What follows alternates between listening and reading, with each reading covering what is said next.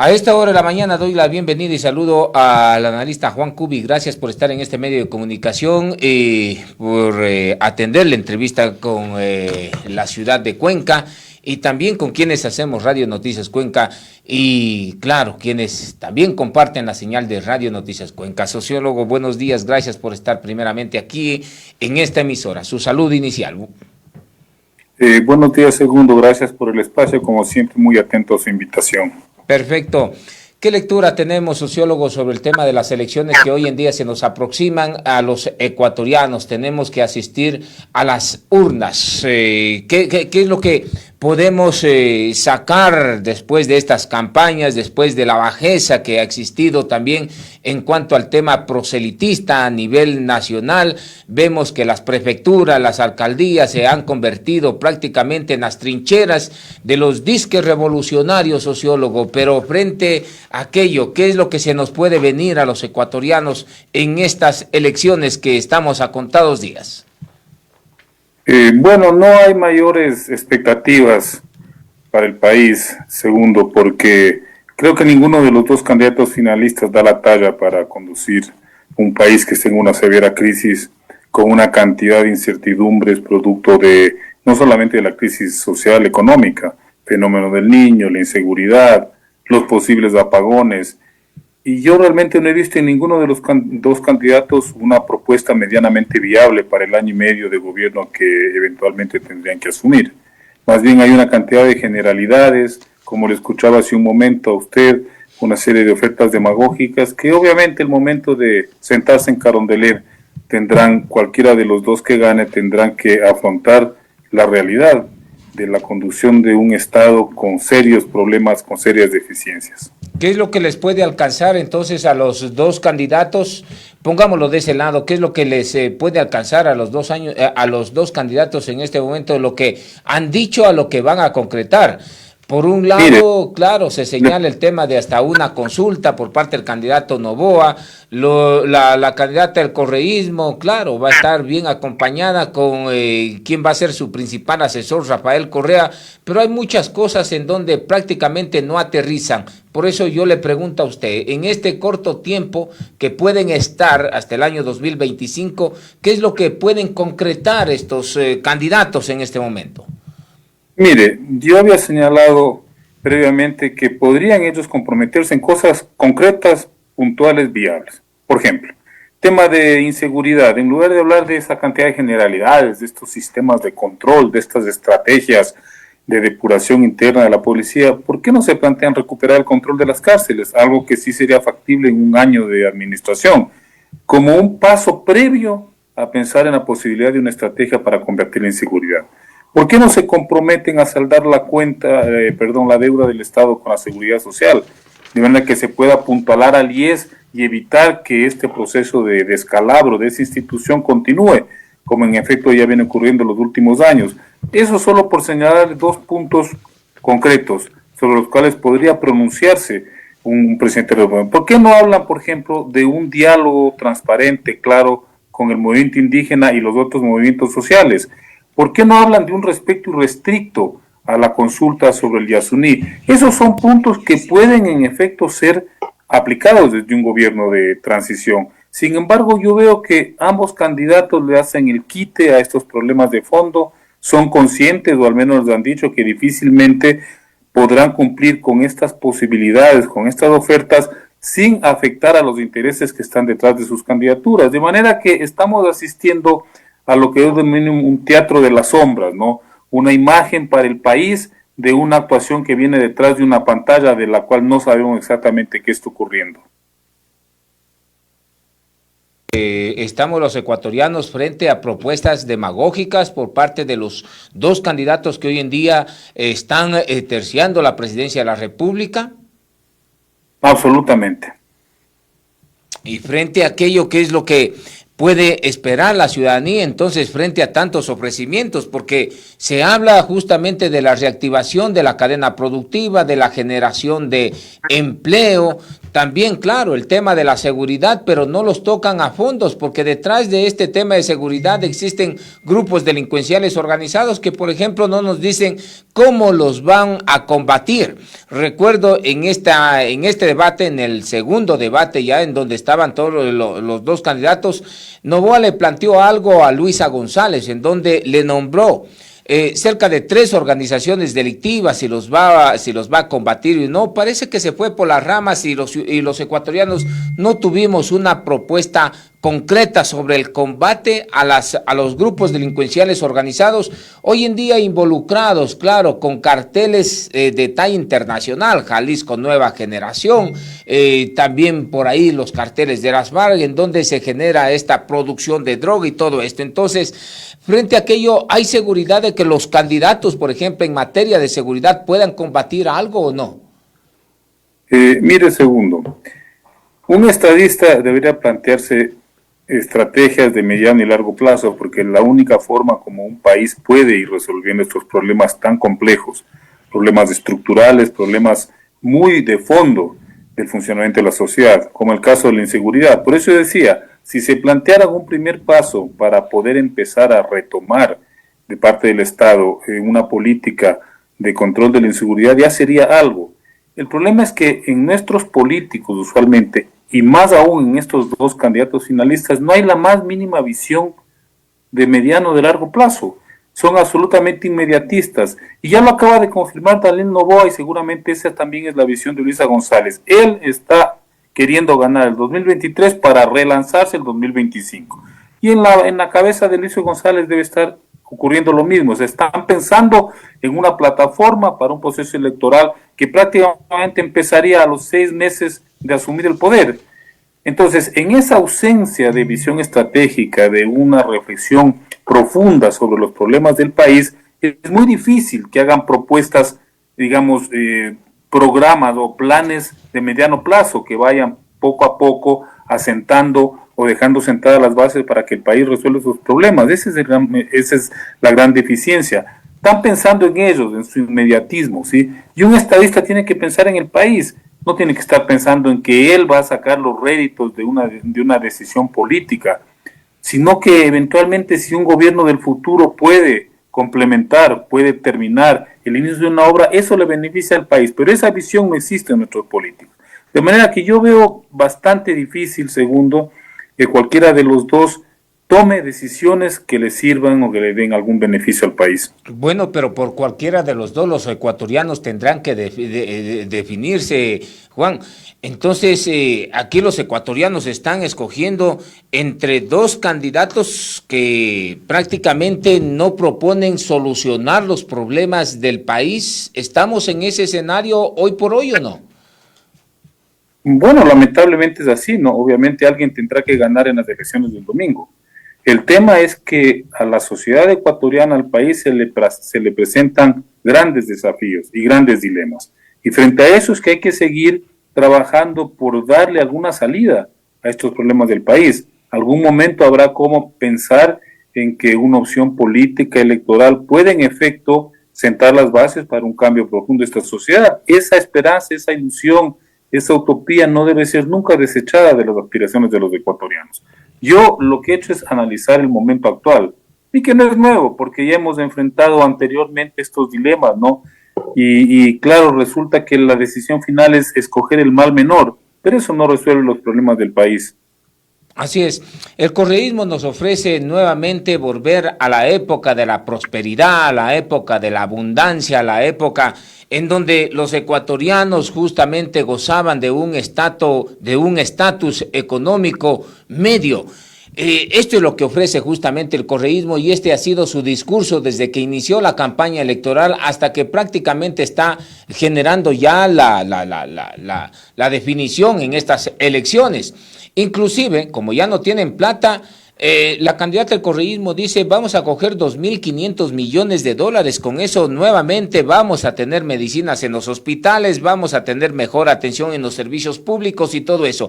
¿Cree que estamos cerca de volver a ese Ecuador de la prosperidad cuando teníamos abundancia en el año 2011, 2012, con un precio de barril de petróleo que efectivamente generó récord a nivel internacional, 120, 130 dólares?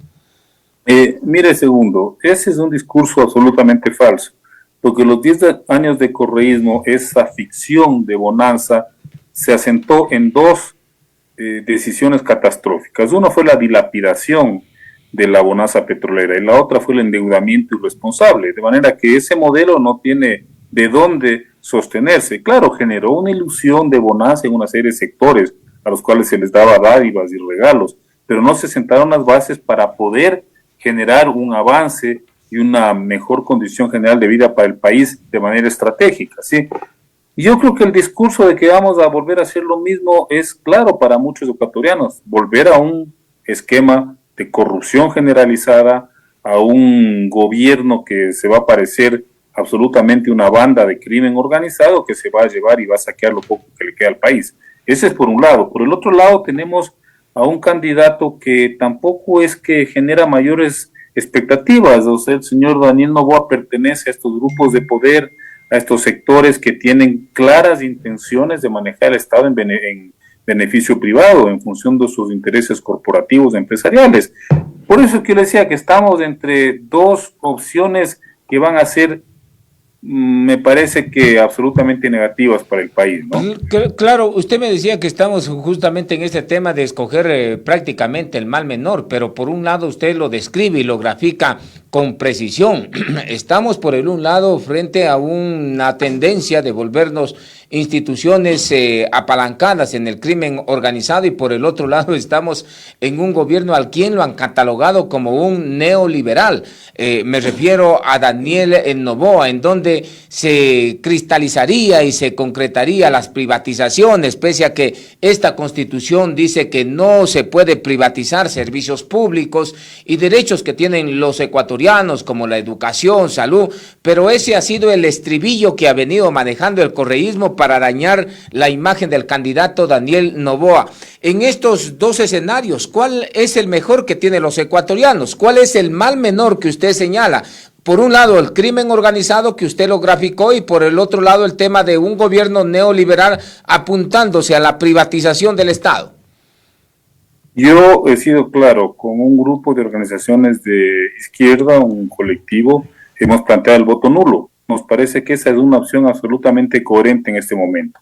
Y no solo, segundo, por rechazar ambas candidaturas, sino por cuestionar un sistema político que ya no le da salida al país. Y no solo aquí, fíjese lo que está ocurriendo a nivel mundial. Este sistema, este viejo sistema de representación liberal, de esta democracia formal, prácticamente no está dando respuesta ni satisfacción a las aspiraciones de la gente.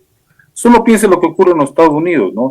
La democracia liberal más antigua del planeta está en una crisis profunda atravesada por un manejo absolutamente atrabiliario de parte del señor Donald Trump, con esta inviabilidad institucional en la Cámara Baja, con ese intento de golpe de Estado que se dio con lo del asalto al Capitolio. Es decir, hay síntomas de que este sistema ya no está funcionando para las posibilidades, aspiraciones y esperanzas de la gente. Y eso es lo que hay que ir a discutir.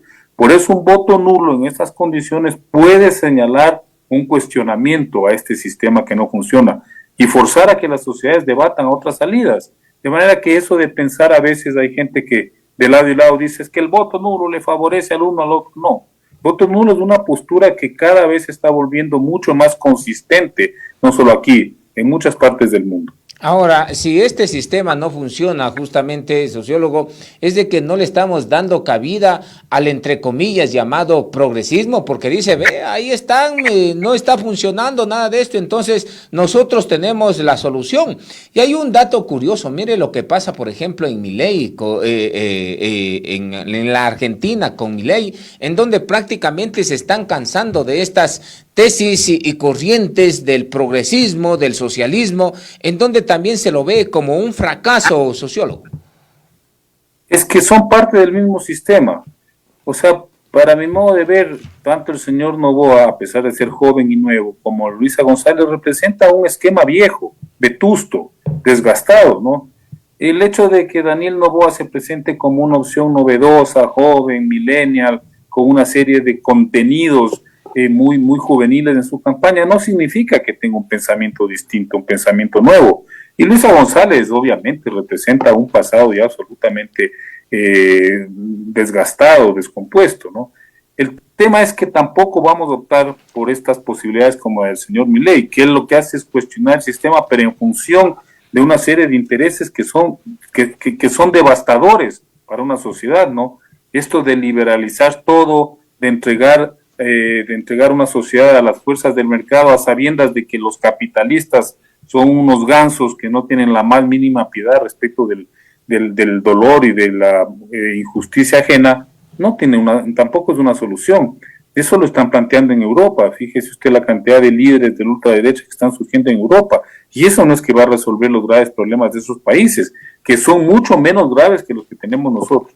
De manera que el debate va por otro lado. El problema segundo es que, claro, mientras no se logre dar salidas posibles, viables, convincentes a esta profunda crisis que ya no es solamente socioeconómica, es una crisis de sistema político, es posible que aparezcan estos aventureros de la política como Milei. Claro, así puede suceder y que sigan apareciendo por todo lado, pero habrá que seguir insistiendo. Yo siempre señalo, segundo, hay una gran responsabilidad, sobre todo en los sectores democráticos de izquierda, de construir una alternativa para este país, una alternativa democrática, una alternativa de justicia social, de equidad, que pueda de alguna manera empezar a enfrentar estos graves problemas. Claro, claro, sociólogo, pero prácticamente esto veníamos escuchando desde el año 2007 con el que hoy está en calidad de prófugo de la justicia, Rafael Correa Delgado, y mire cómo nos devuelve el país, cómo nos devuelve el Estado, un país totalmente dividido, un país en donde la discriminación, el odio,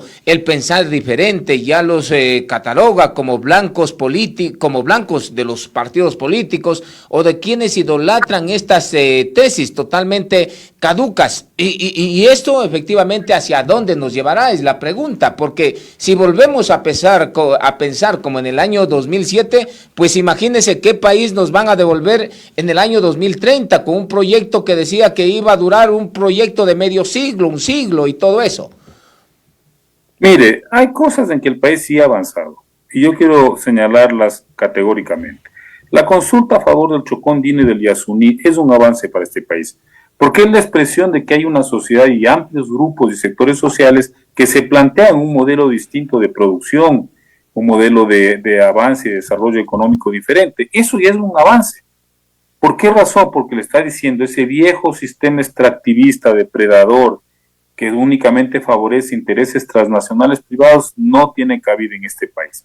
Tiene usted también un movimiento indígena que está cuestionando esa concepción del Estado unitario, unívoco, con una sola visión y una sola hegemonía, y que dice, no señores, este es un país tremendamente diverso, plurinacional, multicultural, y frente a eso hay que construir unos procesos que sean más equilibrados y que puedan permitir ese diálogo entre diferentes. Eso es un avance. En medio de toda esta debacle de la clase política, sí hay referentes hacia dónde poder caminar. Tampoco es que estamos tan mal. El tema este del Yasuní es un referente mundial, dejar el petróleo bajo tierra para proteger un bien fundamental del planeta como es la naturaleza, justo en un momento en que la crisis climática ya está amenazando la sobrevivencia de la vida, no solo de la especie humana, de la vida en el planeta. No sé si usted ha leído la última exhortación apostólica del Papa, ¿no? Donde él dice, bueno, al paso que vamos, no va a sobrevivir nadie en este planeta. Bueno, hay cosas positivas. Y quiero que la sociedad ecuatoriana tiene que apostarle a esas expresiones que son políticas. Lo del Yasuní es político. La reivindicación del mundo indígena es política, en el buen sentido de la palabra. Ahí tenemos referentes interesantes. Segundo, tampoco es que estamos totalmente desahuciados como sociedad. Justamente con lo que tenemos, sociólogo, ¿cree que ¿Se puede recomponer el Estado? Me refiero con lo que tenemos, con estos dos candidatos que tenemos. ¿Cree que se puede reinstitucionalizar nuevamente el Estado ecuatoriano cuando vemos que la delincuencia organizada ha permeado las estructuras políticas, partidos y organizaciones políticas están permeadas quizás por grupos delincuenciales organizados? Lo decía quien en vida fue Fernando Villavicencio, en donde quienes eran los accionistas también lo sostenía que eran los grupos delincuenciales organizados. ¿Cómo podemos recuperar el Estado ecuatoriano cuando tenemos los actores políticos permeados por grupos delincuenciales organizados? Lo que usted acaba de señalar, segundo, es el mayor desafío del Ecuador. Y en efecto, no me pregunte a mí cómo hacerlo, es complicadísimo, pero hay que hacerlo. Y lo que usted señala es real, es concreto, es una amenaza que está ahí presente para el futuro de este país. Pero obviamente tendrá que haber una respuesta colectiva, generalizada. Yo siento, veo, percibo que las élites de este país, no solo las élites políticas, las élites sociales, económicas, son una combinación de indiferencia y de irresponsabilidad y de mezquindad frente a lo que ocurre. Están pensando que ellos solitos, atrincherados en sus urbanizaciones, cerrados en sus sedes partidarias, van a sobrevivir a la hecatombe, a la debacle que está viviendo este país por el tema de la inseguridad. Y creo que desde estas élites, de estos sectores políticos, yo no encuentro que haya ninguna propuesta, ninguna respuesta, ninguna reacción a esta situación. Puede resultar, sociólogo, puede resultar imposible esta situación, puede resultar un trabajo o quizás algún tipo de insinuación por parte de los candidatos presidenciales, algo imposible. ¿Y por qué lo digo de esta manera, no?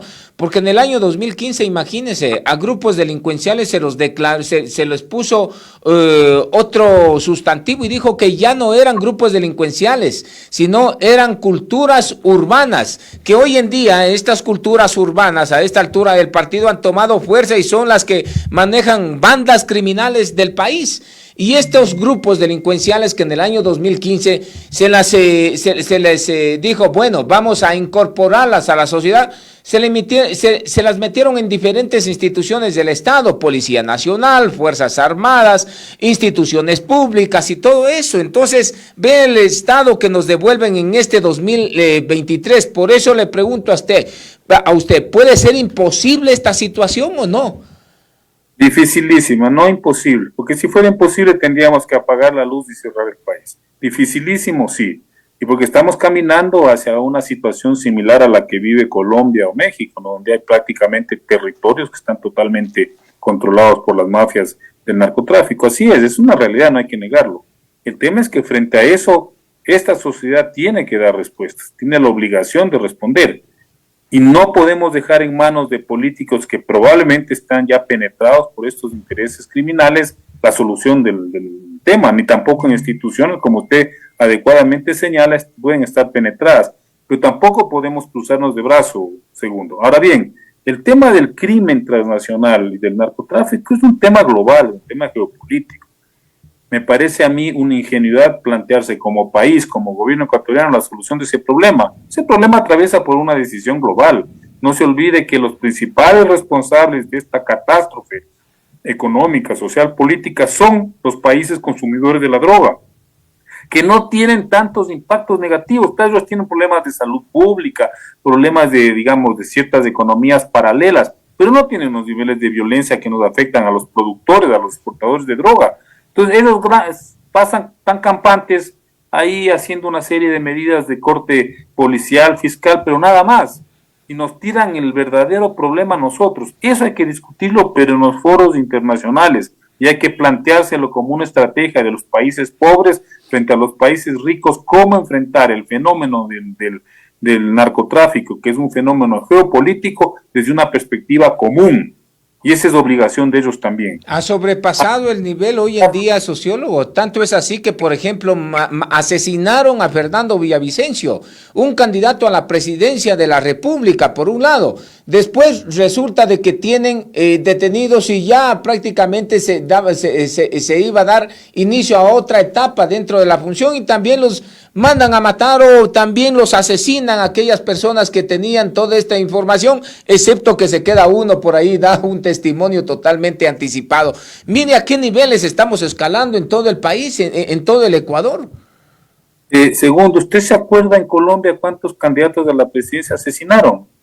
¿Usted se acuerda de Luis Donaldo Colosio en México, que iba a ser presidente de la República y lo mataron? O sea, no es nada nuevo.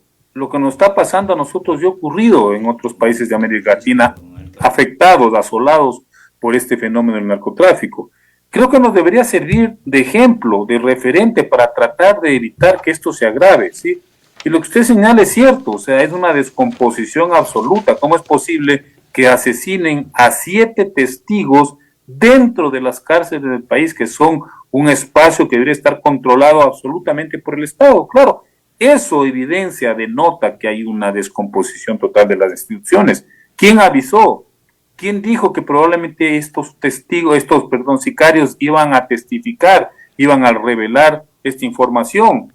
Hoy creo que una de las cosas que debemos nosotros de esperar y exigir es que brevemente la Fiscalía, con la información que ya anticipó que tiene, pues señale, ¿no? Haga las instrucciones, los procesos judiciales correspondientes y ya le diga al país, que diga la verdad.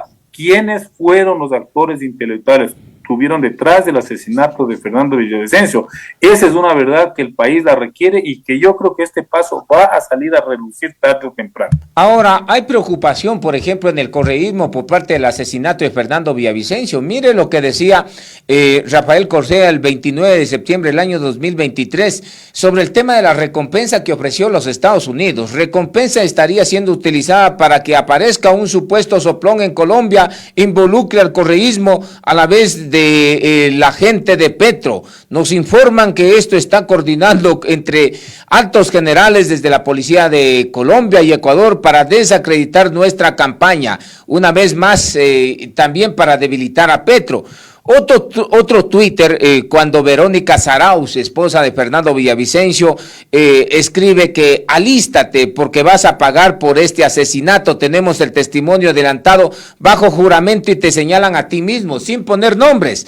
Rafael Correa responde lo siguiente, o sea, sin poner nombre, el esposo de Fernando Villavicencio decía esto y Rafael Correa inmediatamente responde: se lo dijimos, asesinan a Fernando Villavicencio, retrasan un mes la investigación previa, matan a todos los sicarios excepto a uno, a quien tienen en un cuartel militar y lo hacen acusarnos el 10 de octubre, 5 días antes de las elecciones, cualquier cosa con tal de impedir nuestra victoria. ¿Qué es lo que podemos denotar de estas declaraciones que da el presidente del expresidente de la República cuando prácticamente no se lo alude al presidente y sale primeramente él a responder lo que se manifiesta en redes sociales?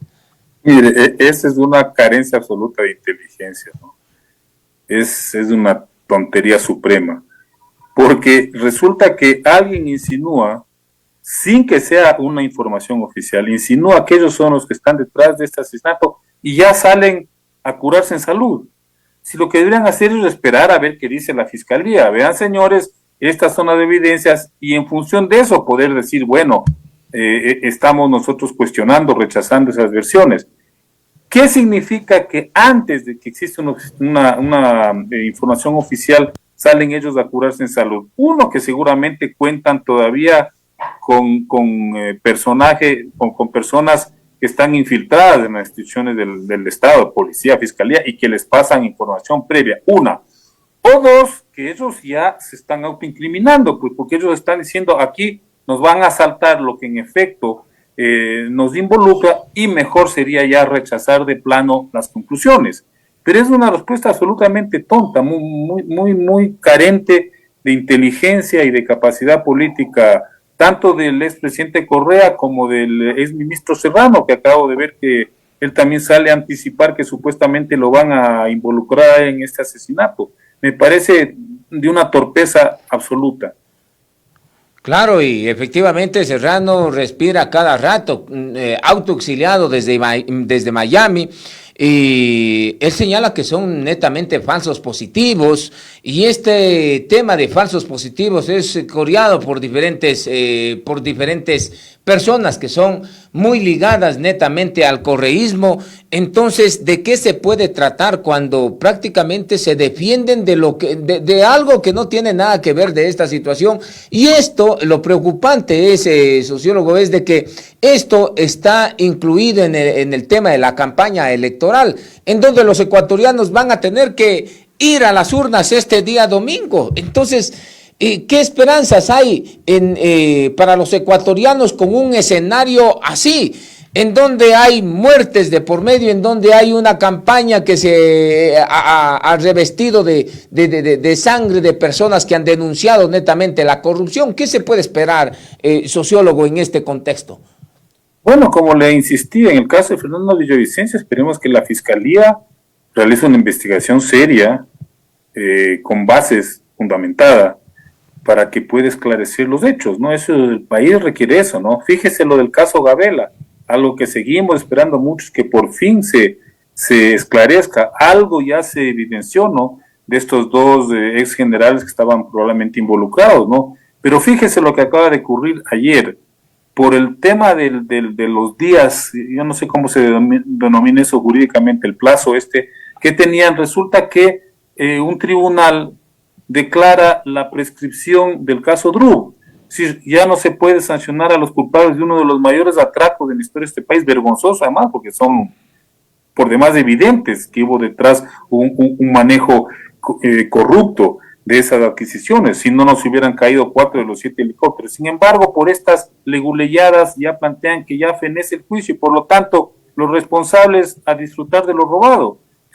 Es terrible. Yo creo que la inseguridad está acompañada de una impunidad como dos fenómenos que están destruyendo esta sociedad, porque tanto golpea a la confianza, a la esperanza ciudadana, la inseguridad como la impunidad. Ver que los ladrones, ver que los pícaros del sector público jamás son sancionados. Estamos enfrentando una situación tremendamente difícil, pero claro, hay que seguir insistiendo y presionando a la Fiscalía, por favor, que terminen de aclarar quién estuvo detrás y con qué intereses del asesinato del general Gabela, quién estuvo detrás y con qué intereses del asesinato de Fernando Villavicencio. Eso es fundamental, al margen de la campaña política. Yo sé que eso está atravesando la campaña política, que probablemente tenga algún tipo de repercusión, pero más allá de eso, esperemos que en el menor tiempo posible se señale exactamente qué ocurrió y se sanciona a los responsables. Sociólogo, ¿no cree que les resulta raro de que todos los que denuncian justamente a esta corriente terminan asesinados o terminan perseguidos y todo eso? Mire, Agustín Intriago, el alcalde de Manta, también el general Gabela, Fernando Villavicencio, hace un momento antes de la entrevista los apuntaba directamente que si algo pasaba era responsabilidad de ellos. ¿No le parece raro a usted? No, no es raro, porque así funciona el poder político. Lamentablemente, cuando el poder se corrompe, empieza ya no solamente a robar, sino empieza ya a perpetrar ese tipo de crímenes. No, a mí no me llama la atención. Perfecto, sociólogo.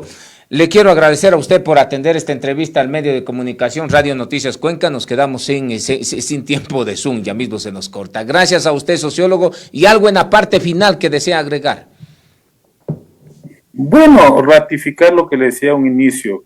El país está en una situación en un dilema bastante complicado. No creo que existan mayores salidas. Esperemos que cualquiera de los dos que gane el domingo, esperemos que al menos tenga la conciencia de que está asumiendo un poder transitorio, un gobierno transitorio, que no le da para hacer muchas cosas. Y dos, que si tuviera un poco de sensibilidad con este país, en lugar de pensar en la reelección, estén pensando en sentar las bases para que se resuelvan 2 o 3 problemas fundamentales, urgentes del país. El sociólogo Juan Cubi ha estado en este medio de comunicación y yo le quiero agradecer desde la ciudad de Cuenca, entiendo, está en la capital de la República. Muchas gracias a usted por atender siempre las entrevistas de este medio y claro, la audiencia que pide que se hable sobre estos asuntos que nadie habla. Gracias a Radio Noticias Cuenca.